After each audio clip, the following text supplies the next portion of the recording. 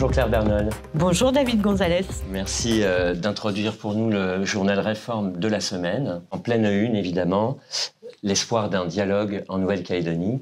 Vous avez traité cette information dans les premières pages. Quelles sont les nouvelles ? Alors, les dernières nouvelles, ce sont celles de ce matin, qui concernent l'arrivée imminente d'Emmanuel Macron sur l'archipel, et puis une cyberattaque qui a eu lieu dans la nuit et qui visait à saturer le réseau de Nouvelle-Calédonie avec des millions de mails envoyés en même temps. Apparemment, elle a été jugulée et l'arrivée du président devrait se faire dans le calme, même si c'est évidemment un calme très relatif. C'est ce qu'on trouve dans les premières pages de Réforme, l'actualité chaude. Vous l'avez remise un peu en perspective, cette crise de Nouvelle-Calédonie. Comment la comprendre ? Alors, on a tenté de la remettre en perspective, comme vous dites, à travers un article plus historique qui retrace l'histoire des pourparlers entre le gouvernement français et la Nouvelle-Calédonie et les partis en Nouvelle-Calédonie. Et puis on essaie de le mettre en perspective en expliquant aussi ce que c'est que cette réforme du corps électoral qui a provoqué la réaction des indépendantistes et quels en sont les enjeux. Pourquoi est-ce que c'est si fort ? Alors, il est vrai que cette réforme constitutionnelle lancée par le gouvernement va modifier le corps électoral en Nouvelle-Calédonie pour le scrutin des provinciales et que les Kanaks seront visiblement en beaucoup plus grande minorité qu'ils ne le sont aujourd'hui. Donc, évidemment, ça les fait réagir. Ça fait réagir les indépendantistes, pour être précise. Donc, cette réforme du corps électoral, comme on vient de le dire, les indépendantistes y sont farouchement opposés. C'est ce qui est à l'origine du conflit, donc cette réforme constitutionnelle du corps électoral.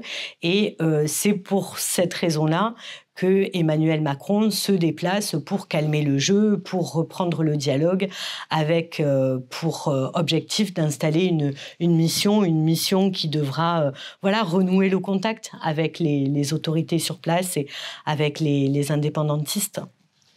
C'est toute la rédaction de Réforme qui vous a entouré pour travailler sur cette actualité de Nouvelle-Calédonie. Quel est le contexte de ces derniers jours ? Est-ce que l'accalmie est vraiment au rendez-vous ?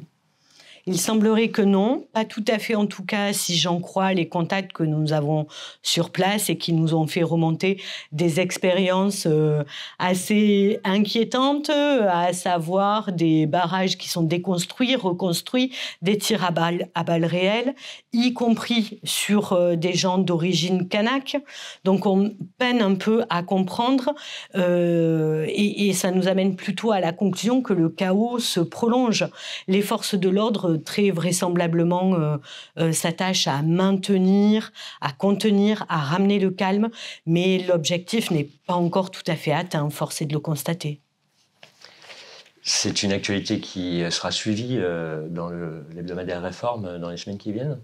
Oui, c'est ce qu'on prévoit de faire. Alors évidemment, on est tributaire de l'information qui nous parviendra ou qui mettra peut-être plus ou moins de temps d'ailleurs, parce que Emmanuel Macron va atterrir ce soir en Nouvelle-Calédonie pour mettre en place la mission dont nous parlions.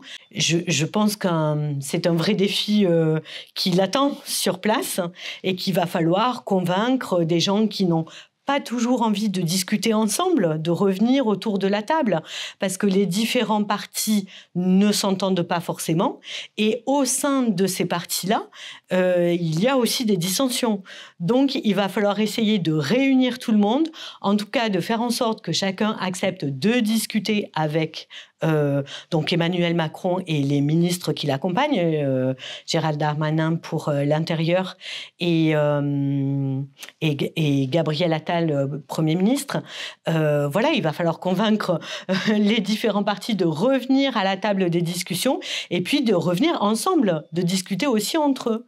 Donc voilà, on attend d'avoir davantage d'informations aussi sur l'influence que pourront avoir les églises, le rôle rôle qu'elles vont pouvoir jouer, puisque on le sait, elles sont très écoutées au sein de la population. Et je pense là notamment aux églises protestantes, puisque Réforme a un partenariat, des relations privilégiées avec elles. Donc jusque-là, en plus, il a été très difficile de les joindre.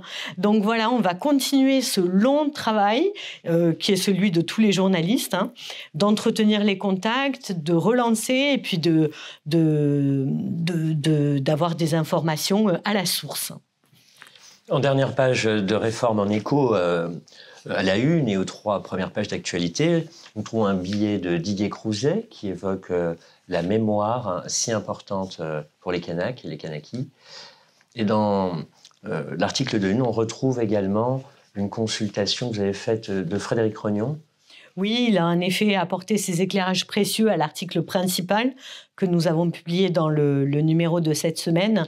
Et si je devais retenir un point que Frédéric Rognon a souligné en particulier, c'est l'importance de la mémoire dans la culture kanak. Et cette mémoire, elle est souvent orale, elle est transmise à l'oral, mais elle a encore beaucoup d'importance, y compris pour les jeunes générations.